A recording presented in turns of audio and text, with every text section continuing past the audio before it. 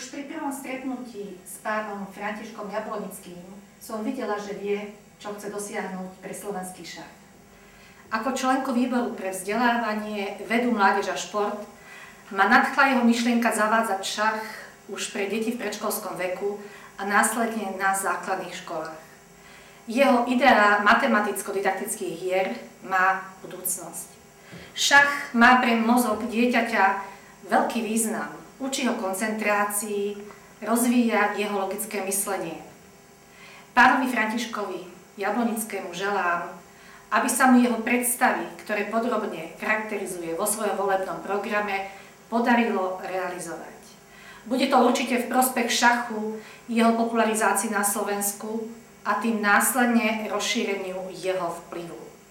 Ja osobne mu v tom chcem pomáhať.